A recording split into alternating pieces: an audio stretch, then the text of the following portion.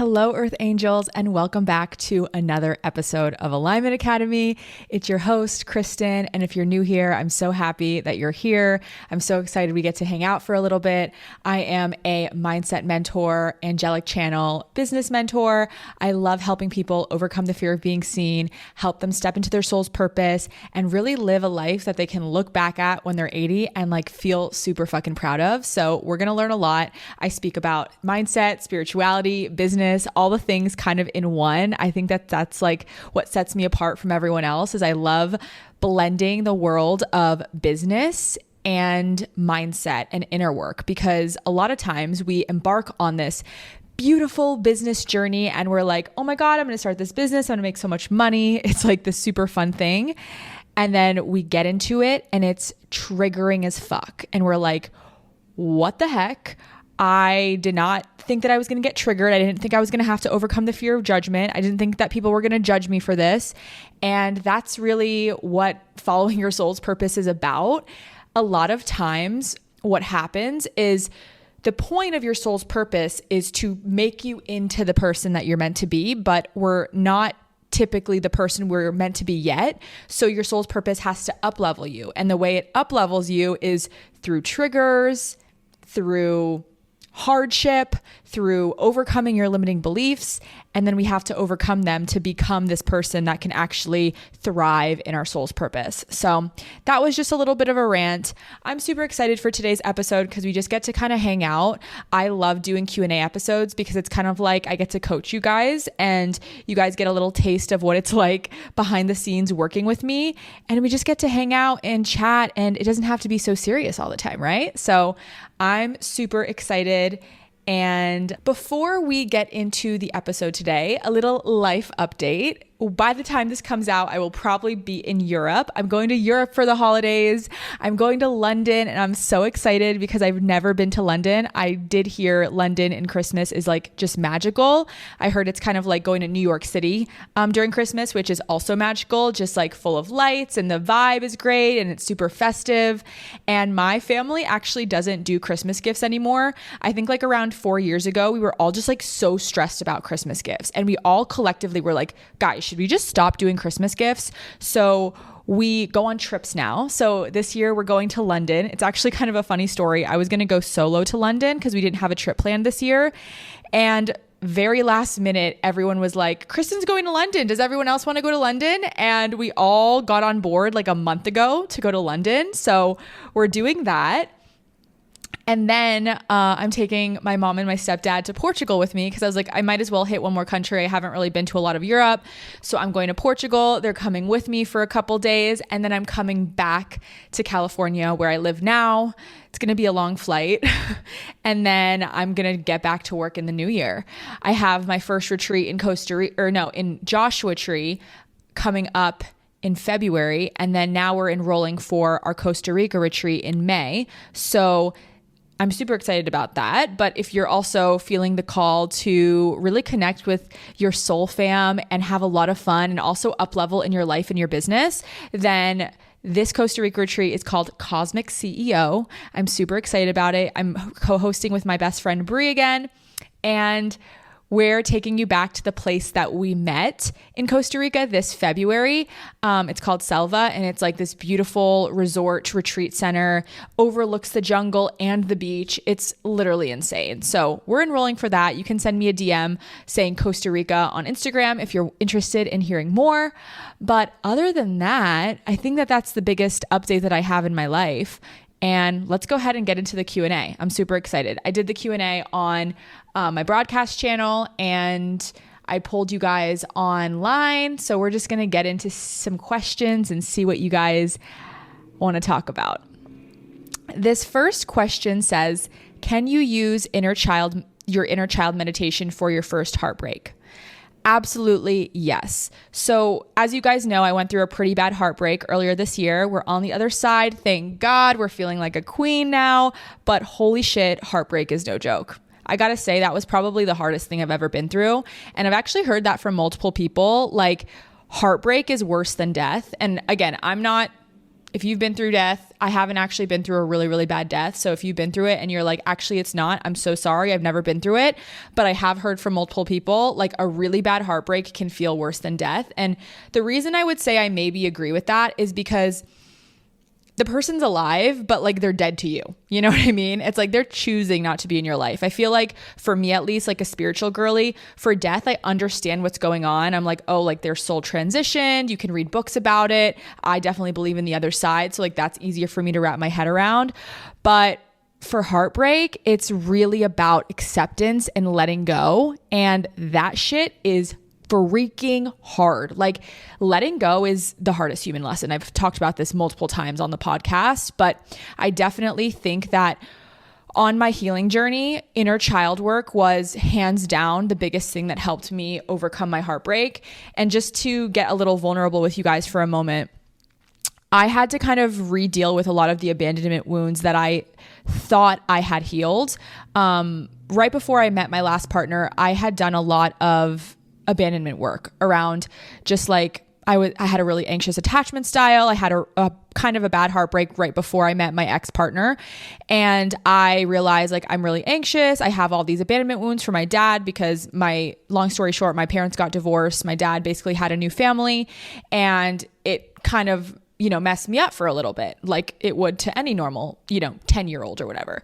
So I had to do a lot of work on that and I thought I had healed it all. But then after going through this heartbreak, I had realized that I had kind of filled the gap of him with my ex-partner and I didn't really feel like full and super secure on my own. But that's what the universe does. It typically takes things away that you're dependent on and shows you actually don't need anybody but yourself. And so when I was going through my heartbreak, I was diving really deep back into inner child work. And I've done inner child work for the last, I don't even know, like 5 years, 7 years of my life, for a really long time at this point. And I have never done it as consistently than during this heartbreak. So to give you guys a little inside scoop of like how I healed my heartbreak and I think my anxious attachment, a lot of it, I mean, I'm obviously not going to heal it fully until I'm in a relationship, in a secure relationship, but I feel like I healed a lot.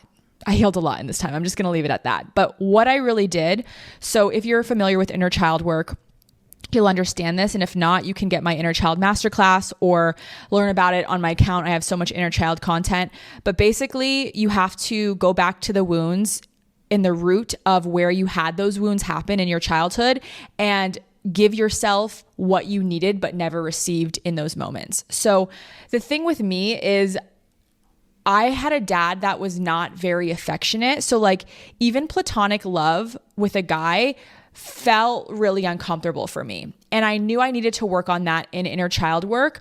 Like the thought of my dad calling me on the phone and just like being like, I love you. How's your day? I really want to know what's going on in your life feels so foreign to me. And so how I healed this was I have this inner child meditation that I created. It's called my confidence and self-worth one, where it takes you through your entire childhood and gives you what you needed, the validation you needed throughout your childhood. So I actually used this meditation of mine and I actually just brought it through with a father figure, the father figure giving me what I needed in all parts of my life. So in the womb, my father being there and being so excited to see me, and then coming to tears and having tears in his eyes when he sees me for the first time, and then holding me as a baby, and then as a toddler, like coming with me to school and dropping me off at school. And then I get older and he's shopping with me at like school shopping, which is something that my dad never did with me. Like I know these things feel super simple, but I didn't have that experience. And so basically, long story short, I won't go through my entire childhood with you, but I went through the entire childhood up until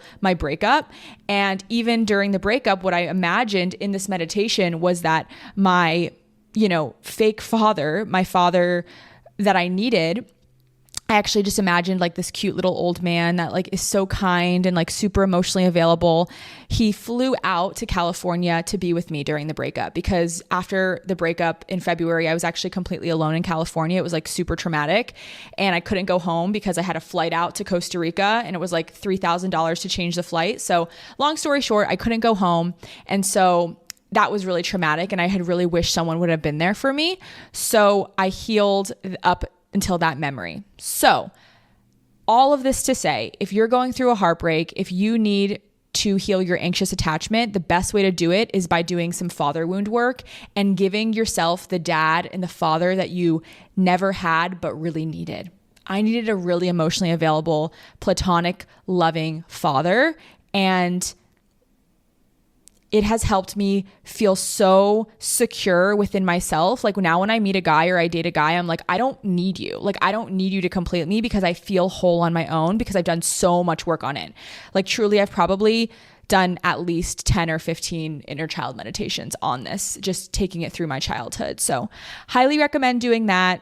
We love some father wound work. I actually think I'm going to come out with like a father wound masterclass next year.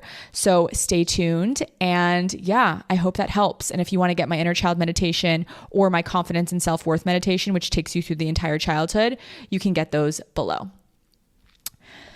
The next question is how to truly trust the manifestation process when things are hard.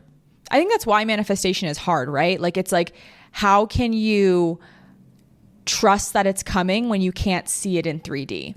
But if I've really learned anything about manifestation, sometimes you have to look for proof that you already are that thing, even if you can't see it in the 3D. So let me give you an example. Let's say we're manifesting money, right? What I would do to stay in the vibration or like trust that it's coming is actually get clear on what I want to feel with the money. So for me, with money, I would want to feel freedom, like I have more than enough. I would want to feel super secure, right? Like those are the feelings that a lot of money gives me. And so I typically do Joe Dispenza meditations for manifesting. That's really where I do my most of my manifestation work.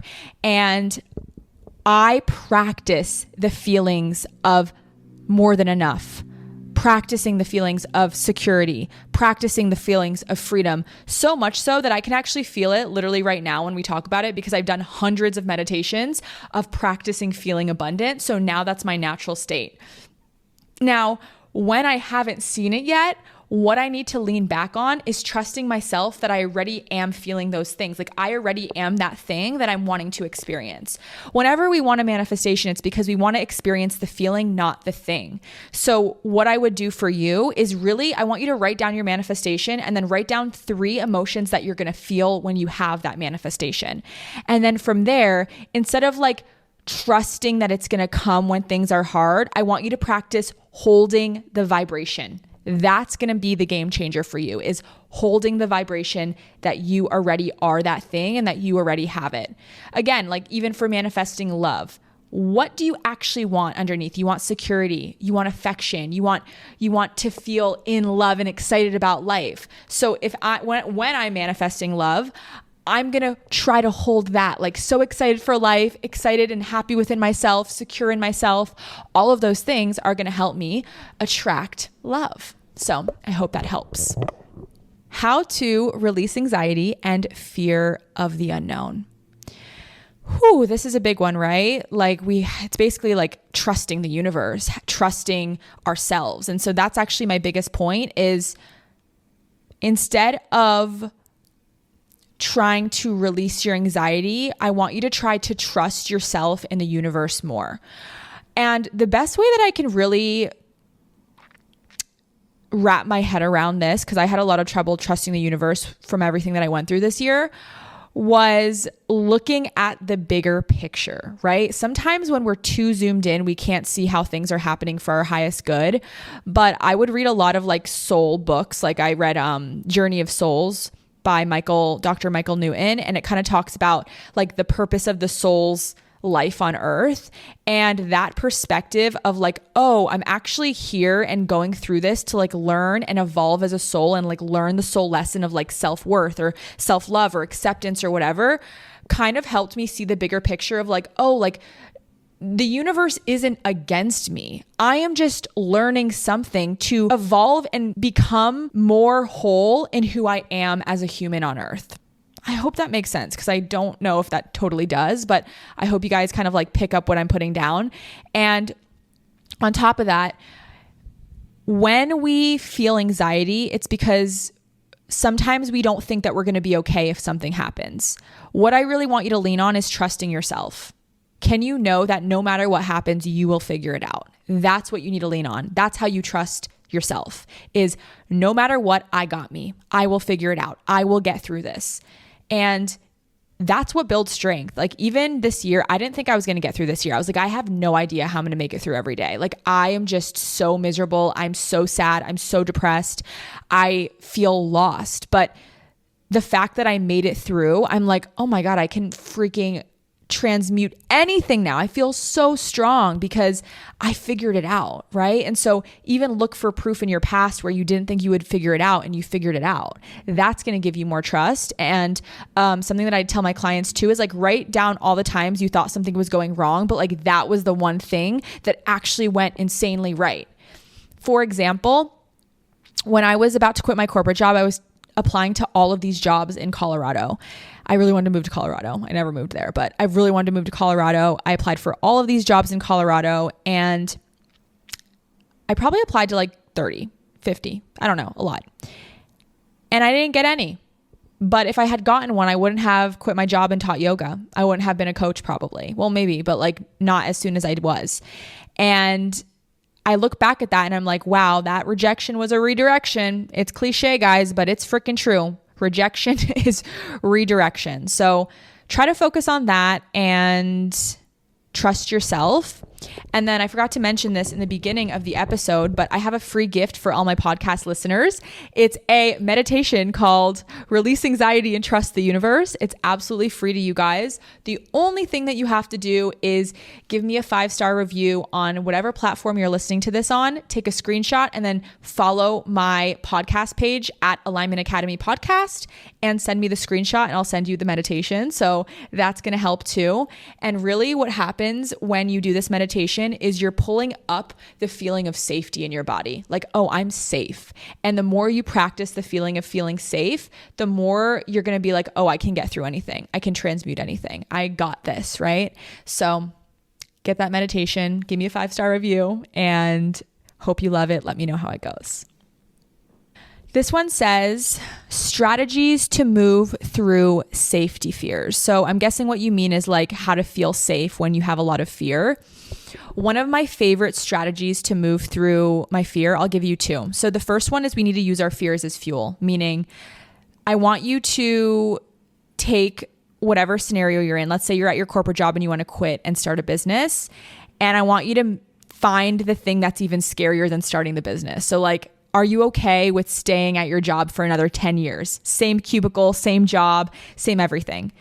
If that is scarier than quitting your job and starting your business, then you're going to do that, right? Like you will quit the job because staying is scarier. So first of all, using that strategy, like using your biggest fear as fuel, right? Your biggest fear is probably not quitting. It's probably staying. For me, it was at least.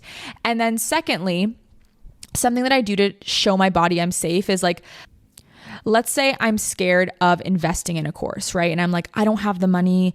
I'm really scared to spend this $2,000, but actually I do have the money, but my body is not feeling safe. This is what I would do.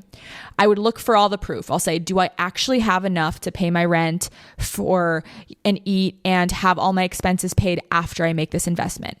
Yes. Do I have food in my fridge? Yes. Do I have a roof over my head and somewhere to sleep tonight? Yes. Do I have money left over after that? Yes. Is there anything actually wrong in this moment? In this moment, am I unsafe or is my body tricking me to say I'm unsafe? No, I'm actually completely safe in this moment, right? And that is how you really remind yourself that you are safe. It's okay to make the investment. It's okay to do the hard thing. And then on top of that, there's a lot of ways to trick your body of like doing breath work, doing inner child work. I have a safety meditation called Return to Safety to practice the feeling of safety and increase your baseline of safety. People who can take risks just have a higher baseline of safety. And that's why I created that meditation, because I really wanted you guys to be able to increase your risk-taking abilities by self-sourcing your safety, because sometimes external things trick us into believing that we are safe. But like, for example, people are like, oh, like a corporate job's so secure. Girl, no, it's not. Your boss could fire you tomorrow. Your company can just choose not to pay you. Nothing is actually safe. It's just a construct of our mind. I have tricked my body at this point to believing that I am safe as an entrepreneur. And that's why it doesn't scare me to post online or make my own money or not know how much income I'm going to have every month. Like, it's just, it feels safe to me because I've practiced that feeling of safety for months and months and months of being an entrepreneur. So it really is about practice. And that's why I always say, guys, the more you do things, the easier it gets. The more you're really just going through the motions, your body gets used to things and things don't feel scary anymore. I used to be so triggered when I was like posting on social media and making stories. I used to be so dysregulated after, and now I'm completely fine and it doesn't bother me at all. And I barely think about it when I post a story. But it's also because I posted probably a couple thousand stories at this point. You know, it's like the more you do it, the easier it gets, girly. So just practice and start small too. Like, sometimes I tell my clients to cut it in half, right? If they're like, I want to post online, but it's scary, I'm like, cut that in half. Can you post on your story today? Can you post a picture of your dog today? Like, how can you just take little actions and, you know, do it? This question says, I want to be more affectionate, but I just can't do it. And then that's it. So I'm guessing it's like, why? Well, my best guess is that your body doesn't feel safe being an affectionate because there was some point in your childhood where affection meant embarrassment, shame, that you weren't going to get your needs met. So I would really do some inner child work on this and say, why doesn't affection feel safe? When was the first time I gave affection and I didn't get my needs met, or I got embarrassed or shamed or something bad happened? Or maybe you saw an example of that, right? Like maybe your mom gave affection and she got hurt or she was treated badly or something like that. Typically, it's just a trauma response, unfortunately, but it can be healed with inner child work. This next question says, how to call in your soul family on your spiritual journey. Whew, this is a big one, right? I'm going to say the biggest thing is putting yourself in rooms with people that you want to be friends with and shooting your shot. There was a point in my spiritual journey where I kind of had just accepted that I was like, okay, this is a lonely journey and I'm actually okay with being alone. And I actually have mastered being alone. And it was actually a couple months after that where I started attracting in so much soul family. But I also feel like I had to go through the deep loneliness. Like the loneliness is an initiation from your soul. Your soul is like, you need to master being alone. You need to master forging your own path, even when people don't approve of you. And then when you master that, you get so much soul fam. So when I was ready, I think that my soul knew and my human knew. I was like, I'm going to do more in-person stuff. I'm going to put myself in rooms with people that inspire me. And that's when I signed up for the retreat last year.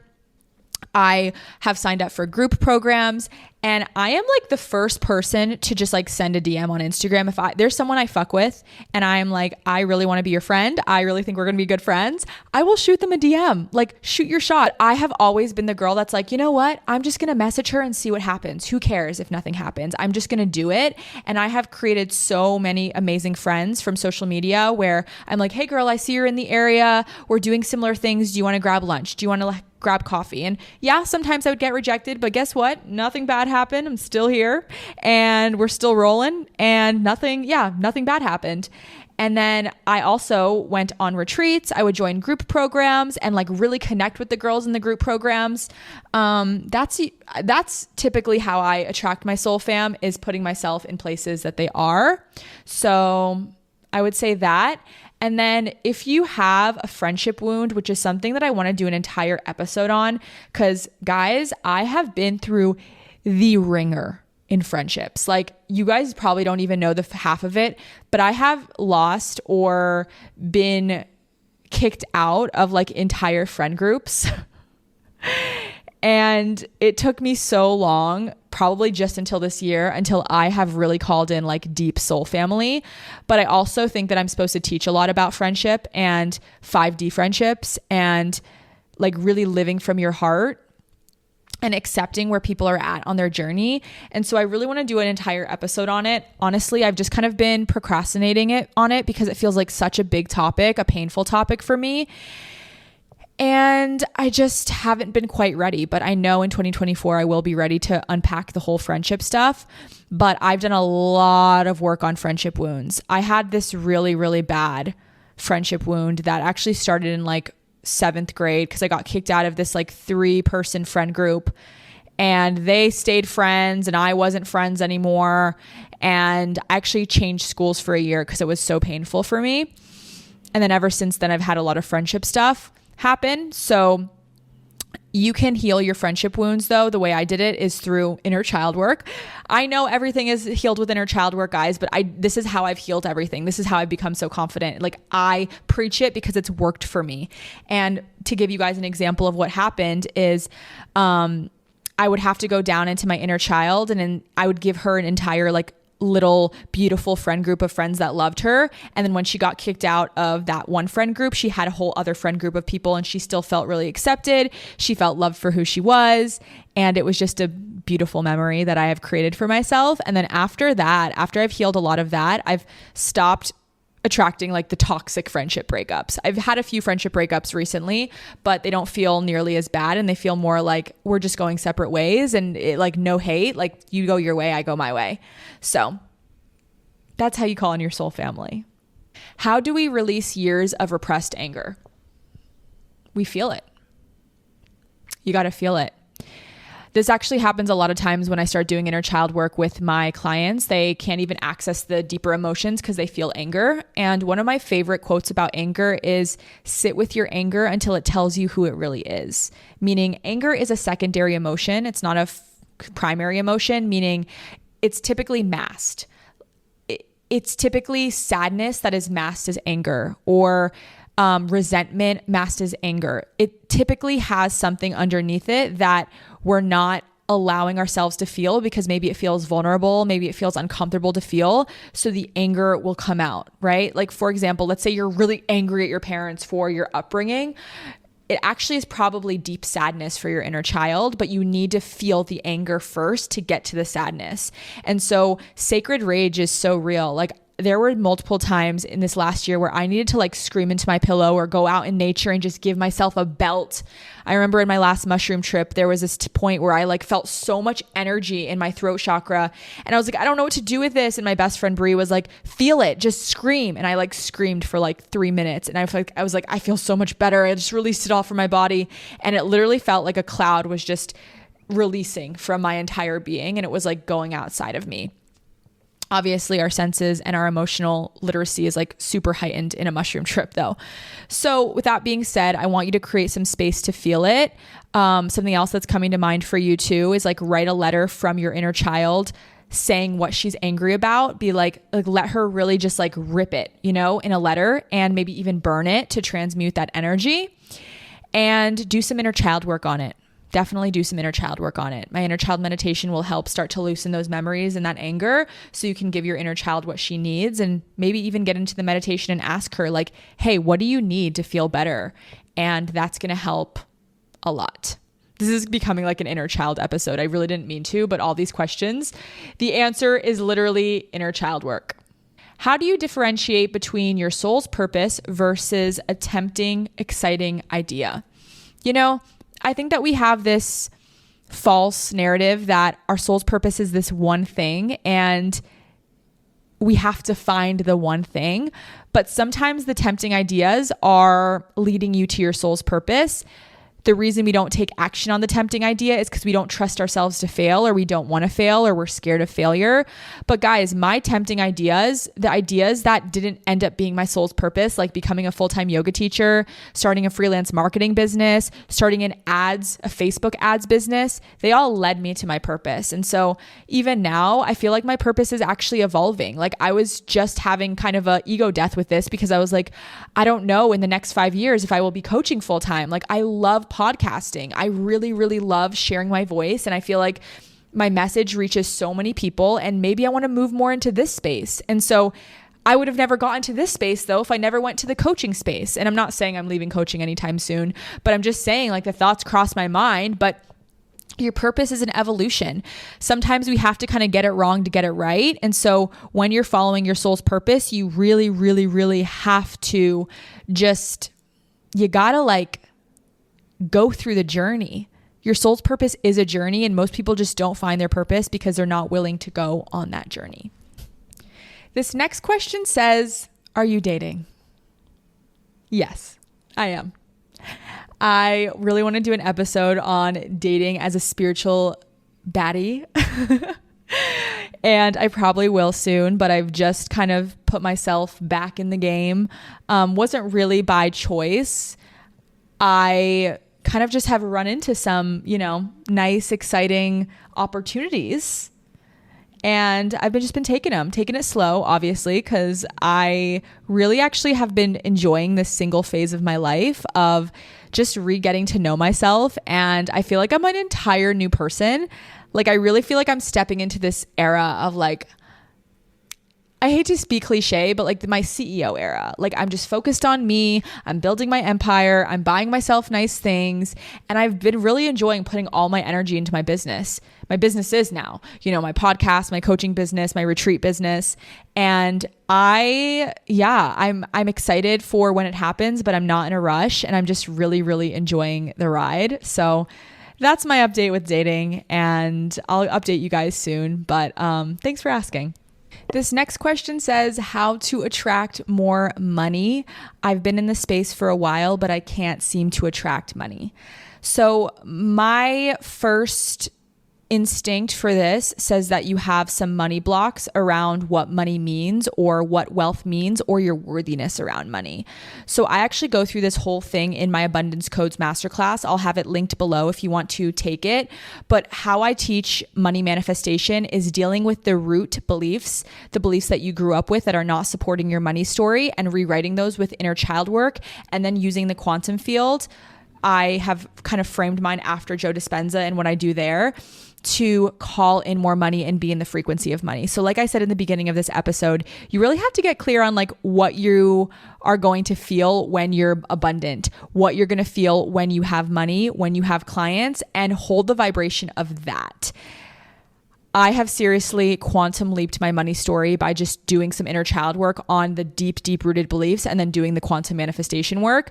And if you haven't taken my Abundance Codes Masterclass, the meditation in that masterclass is insane. It's a inner child quantum field mashup where you go through the inner child work and then you enter the quantum field and tune into the potential that you want to manifest with money. And it's so, so good. So I'll have that linked below. And I really recommend just looking into those blocks. That's intuitively what I'm getting for you. But money is a big thing because money is the source of security for us. So it feels like if we don't have it or if we're really needy for it, it feels like we're unsafe. And so really with manifesting anything, it's kind of coming back to the space of neutrality. With money, for me, how I quantum leaped with it is making money completely neutral. Money doesn't mean anything about me. I can look at my bank account with $300 and $300,000, and it doesn't mean I'm more or less worthy. It shouldn't make me more or less triggered. I have removed money from making me more worthy or less worthy. And I kind of teach you guys that in that Abundance Codes Masterclass. And really looking at myself as the source of security, looking at myself as the source of abundance. When you stop looking to money to make you feel abundant, you are going to attract a fuck ton of abundance. That's what I got to say about that. So highly recommend taking that. And I am wishing you so much abundance and luck in the new year. All right, this last question is a personal question. I think this is a good one to end on. It says, what are you excited for in 2024? What is lighting you up? Okay, I feel like this is a good time to share something really big in my life. It's not that big, but I feel like to my podcast community and my TikTok community, you guys are going to be so pumped for me. But I have just signed up for a Joe Dispenza retreat end of February. So I'm really excited for that in 2024. That's just a personal little goal. He's helped me so much heal my depression, increase my abundance, learn about the brain and how to master my reality and really create from the quantum field. And I'm so excited to go to his event. My best friend Brie is actually coming with me. The story, I want to actually have her on my podcast and share the story, because the story of how we signed up is just so beautiful and amazing, and just a really funny representation of how we make moves. And yeah, I'm really excited for that. And then I'm also really excited to host, obviously, like my own retreats in Joshua Tree and in Costa Rica, because it's just, retreats have been so transformational for me. And I also think that they're going to be so transformational for the women that are coming. I know that they're going to meet their soul family, and I'm going to meet more of my soul family.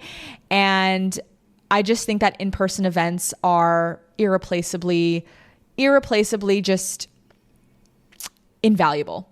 So I'm really excited about that. And then taking my podcast more seriously, I'm trying to blow up this pod in 2024, honestly. And I know it's going to happen. I'm on YouTube now, so you can watch me. If you're listening, you can go ahead and watch me. I love watching podcasts. So I'm really excited for that. And then I think personally, just like seeing where 2024 has taken me. 2023 has put me through the ringer. It's made me stronger, and I am grateful for it now, but I'm ready to kind of like reap the rewards of all the soul growth that I've had. And I'm at this place where I'm in full surrender, and I'm like, just show me how good it can get, Source. Like, show me how good it gets. And so I'm really expecting the best for 2024, and just everything getting bigger, everything getting brighter, more love, more abundance, more money, all the things, more friends. We're just going to thrive in 2024. And let's all claim that collectively, that 2024 is going to be a great year, because you guys know the power of intention is crazy. As soon as you put an intention out, the universe is like conspiring to bring you everything in your favor. And sometimes you're going to have to go through the destruction first, but I already went through the destruction. I know that. So now I'm like, okay, the destruction happened. Now we're ready for the gifts, for the abundance, for the goodness to come. So thank you guys for another amazing episode. And just a reminder, send this to a friend if there was anything that like would have really helped her, or, you guys can just unpack it together. It really helps my podcast grow. Please rate it 5 stars if this was helpful. And then also, if you rate 5 stars on whatever platform, feel free to send me a screenshot and I'll send you my new Trust the Universe and Release Anxiety meditation. So that's all we have for today, guys. I hope you enjoyed the episode, and I will see you next time. Bye.